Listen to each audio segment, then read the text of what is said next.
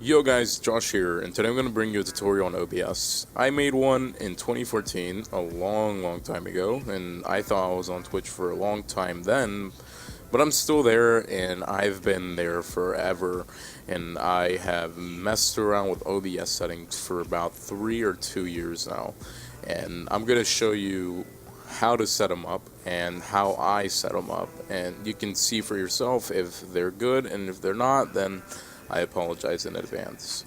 So this is a screen that you're gonna pop up with on your settings, and you're gonna start off saying, how do I use this and all that stuff.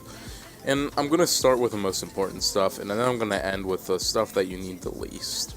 So the most important thing is your video. Right now I'm using my monitor for the resolution of my monitor, but basically what you want to use, what I recommend is 1280 by 720, and then you can send that. You can, if your computer is decent, you can use this and not put this on.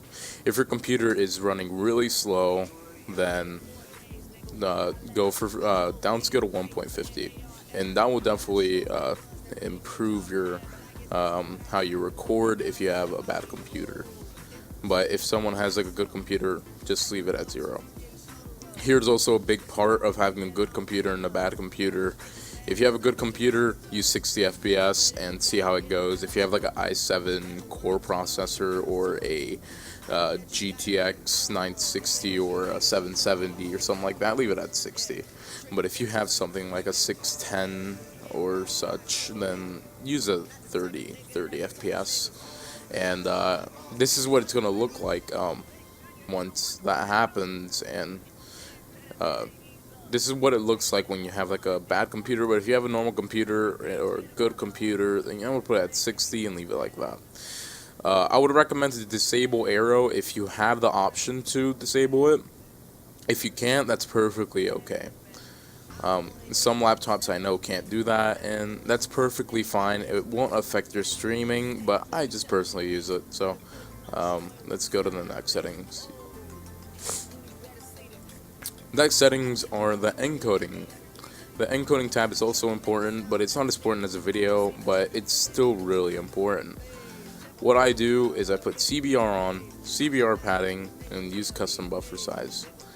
And CBR, if you take it off and you decide to use quality balance, basically what this is that if you 0 to 10, 10 doesn't make the best quality, and 0 doesn't make it the worst.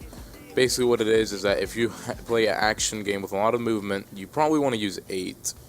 If you're playing a game with a little bit of movement like chess or something, you can just go ahead and put that to 3 or something. But I use the CBR because it automatically does it. So alright, so back to bitrate. This depends on your internet or how good your computer is.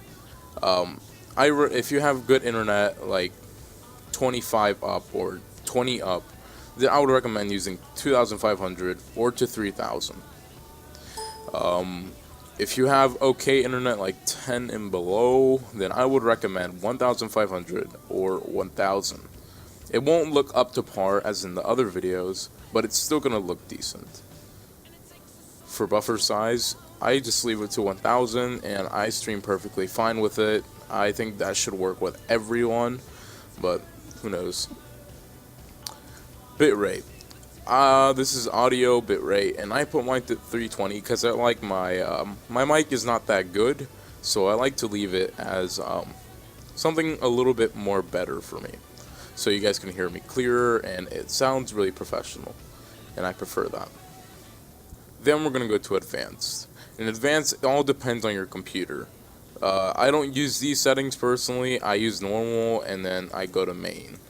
But if you have a computer like a laptop that's not too good, go to high and set the CPU preset as very fast and the process priority class up to high. This will help you with your CPU, your processor doing more work for OBS, and you can tell that OBS uses a lot of processing and a lot of video card.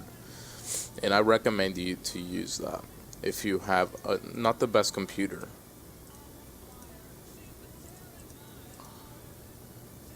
Now, the broadcast settings and the hotkeys and everything else right here is all optional. I just showed you the major parts of this, and I just, for this, like broadcast settings, you just go to live stream. I live closest to Miami, and you can just use your stream key over here. I don't really listen to this, except for it's not going to tell you this since I told you to put it to 1280 by 720.